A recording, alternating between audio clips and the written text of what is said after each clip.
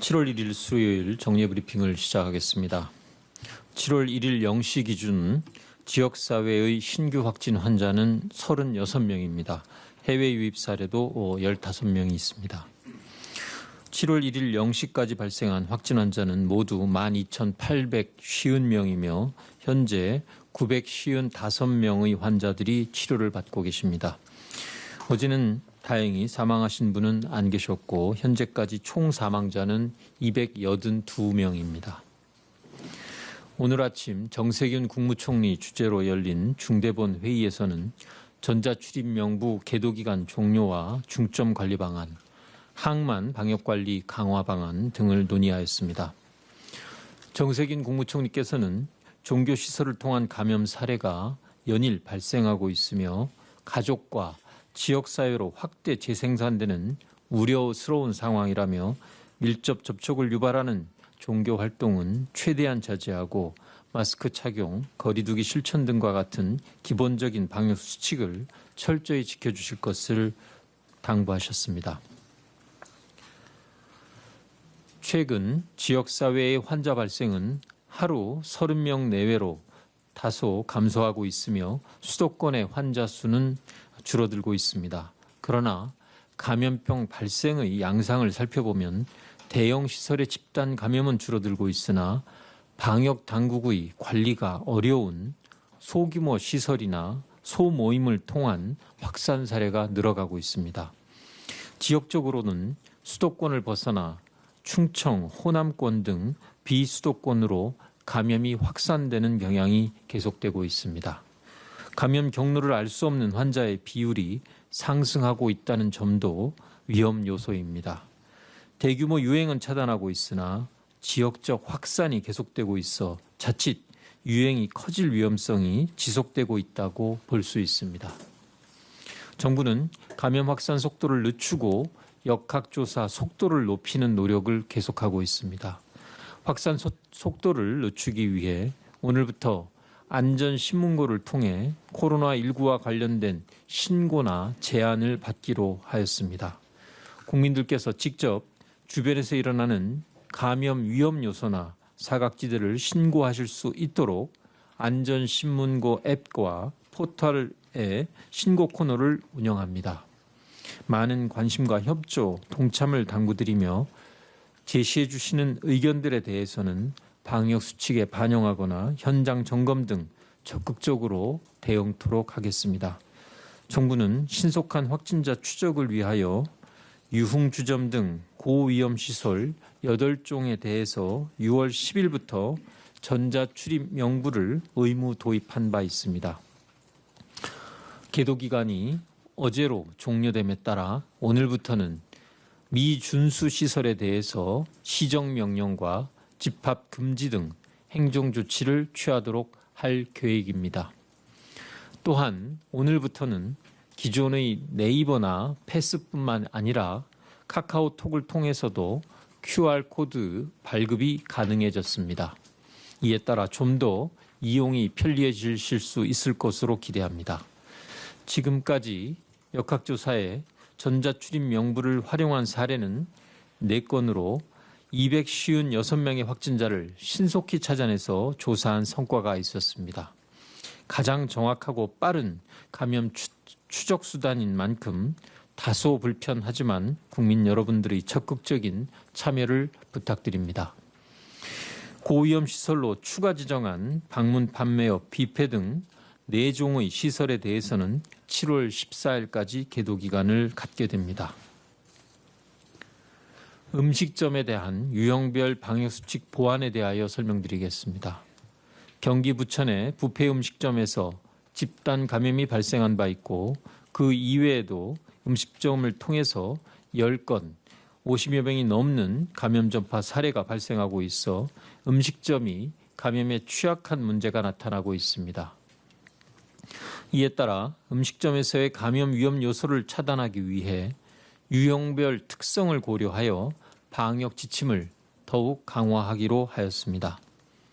음식점은 다중이 모이며 마스크 착용이 어려운 환경으로 감염 전파에 취약하나 음식 제공의 형태나 공간 구조 등이 다양해서 모든 음식점에 일률적으로 적용 가능한 지침 마련이 어려웠습니다. 이에 따라 음식점의 유형을 크게 일반 식당과 단체 식당, 부패로 분류해서 방역 수칙을 세분화하였습니다. 예를 들어 부패의 경우 음식을 가지러 이동하는 경우에도 마스크를 착용토록 하고, 단체 식당에서는 시차제를 운영하며 일반 식당은 개인별 접시를 제공하도록 보완하였습니다.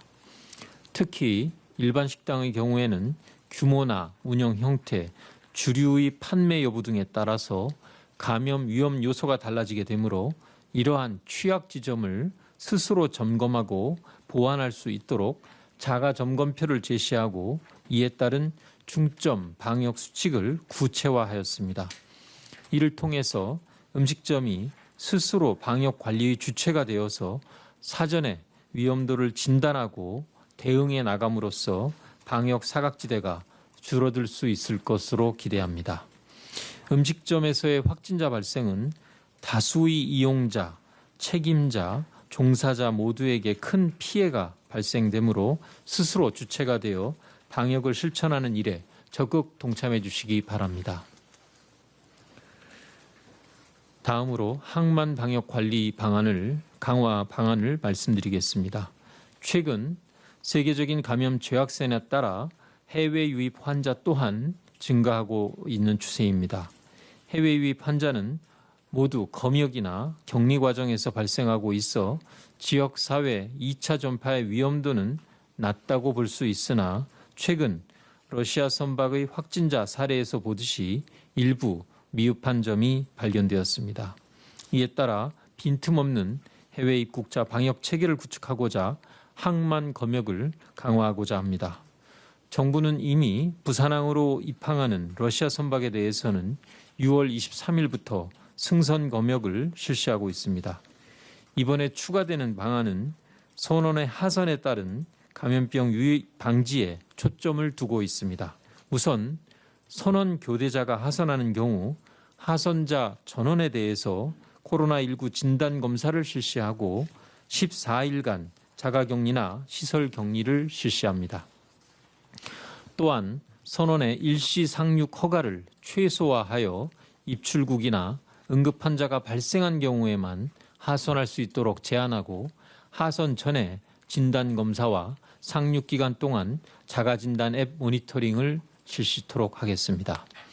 이를 위해 현재 3개의 항만 검역소에서 실시하는 코로나19 진단검사를 모든 항만 검역소로 확대해서 운영할 예정입니다. 정부는 지난 일요일 사회적 거리두기의 단계별 계획을 정비해서 말씀드린 바 있습니다. 현재는 사회적 거리두기 1단계로 의료체계가 감당 가능한 수준에서 소규모 감염의 확산과 완화가 반복되고 있습니다.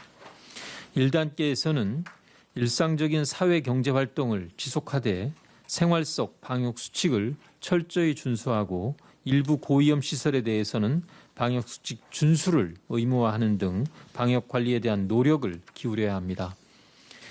어제 서울시는 7월 4일 예정인 민주노총 집회에 대하여 자제를 촉구한 바 있습니다.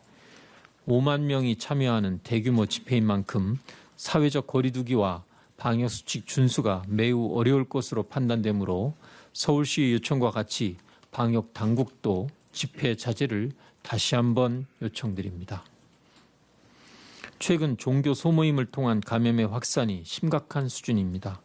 감염 사례들을 살펴보면 마스크를 제대로 착용하지 않거나 큰 소리로 기도하고 찬송과 식사를 하는 등 침방울이 많이 전파되는 활동이 원인으로 지적되고 있습니다. 지금과 같이 종교 모임으로 인한 감염이 계속된다면 강제력 동원이 불가피할 수도 있습니다. 침방울로 인한 전파가 우려되는 종교활동, 소모임, 수련회 등은 취소하거나 비대면으로 전화해 주실 것을 요청드립니다. 종교인들의 적극적인 이해와 협조를 바랍니다. 오늘은 7월의 첫 번째 날입니다. 지난 1월 처음 시작된 코로나19와의 싸움이 반년째 지속되고 있습니다. 지난 6개월 우리는 마주보며 먹고 이야기하는 여유를, 또 많은 친구들과 어울리는 즐거움을, 그리고 친구들과 뛰어놀며 추억을 쌓을 기회를 포기한 채 코로나19의 확산을 막기 위해 모든 노력을 집중해 왔습니다. 감염의 확산이 계속되고 있지만 그간의 노력은 결코 헛되지 않았습니다. 방역과 조화되는 새로운 일상 속에서 공동체를 위해 개인이 불편을 감수하는 여유를, 또 직접 만나지 않아도 타인과 소통하는 즐거움을, 그리고 적당한 거리두기가 타인을 진정으로 배려하는 행동이라는 배움을 얻었습니다. 우리 사회의 2020년은 잃어버린 세월이 아니라 성숙한 사회로의 도약기입니다. 오늘부터 시작되는 새로운 반년, 정부는 성숙한 국민 여러분과 함께 코로나19와의 싸움에서 반드시 승리하겠다는 다짐을 새롭게 합니다. 국민 여러분의 협조와 동참을 당부드립니다. 감사합니다.